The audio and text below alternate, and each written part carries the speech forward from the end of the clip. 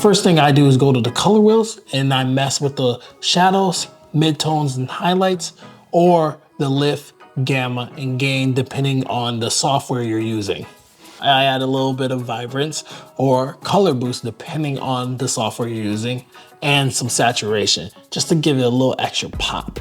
Then I'll add a yellowish orange tint to the highlights, and then I'll put a little bluish tealish tint to the shadows. I'll do the same thing in Davinci just on the log wheels. Then I'll go to the curves.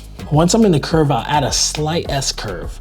Just a little boost to the highlights and a little dim in the shadows. If you're in Davinci where it says soft clip, I'll take the high and put it at 100 and then the HS and put it at 100. That would smoothen out those highlights just to give it a nice little smooth edge and not a harsh light.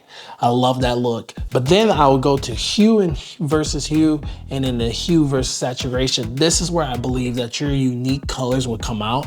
And a lot of times I like to play with the skin tones if it's a person. If there's a lot of nature in the background, what I'll play with is the blues in the sky, or whatever the sky color is, the blues in the ocean, or whatever the color of the ocean is, and then the greens around. I'll usually desaturate the greens a little bit and give it a little different tint as well. And then just adjust the sky accordingly, whether it's nighttime or if it's golden hour. And then the last thing I would play with was the luma versus saturation. That way, if there's any colors that got into the black or any colors that got into white, you just taper off those ends, and then that way black stays black, white stays white, and then you get rid of all colors out of those two colors.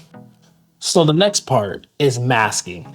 After Effects is the best at masking or rotoscoping, which is just drawing a highlight over you. But Davinci Resolve is best because it can do this while color grading.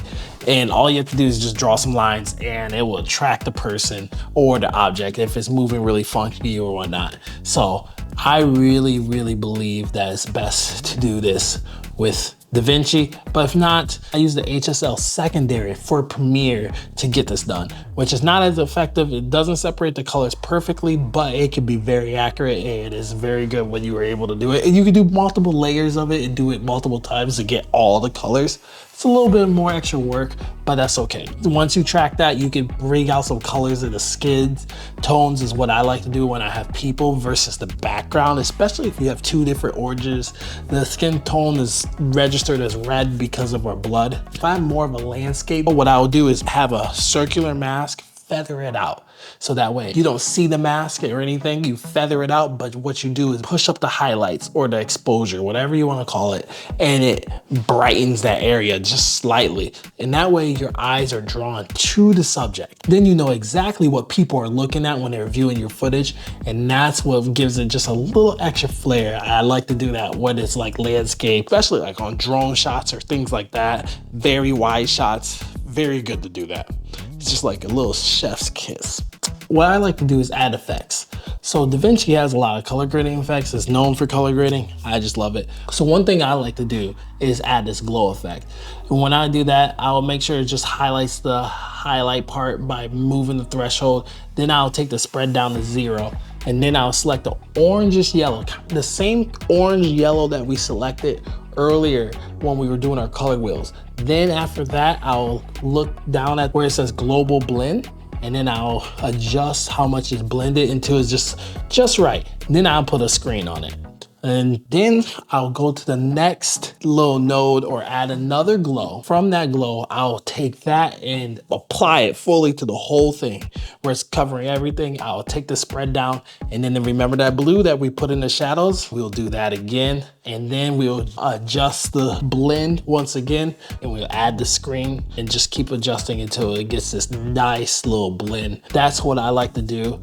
It works really well when you have a bright sun or like a sun peeking through. It's just magical, but it works for every photo. It gives you a nice little orangish teal if you like that, or any other color that you like. It just blends those colors really well. Watch out for your whites though. Your whites and blacks can be affected by this heavily if you're not careful. The last thing I like to do on just basic color grading is adding sharpness and putting in the little denoiser. I added just 2 points on sharpening because just too much will look really bad.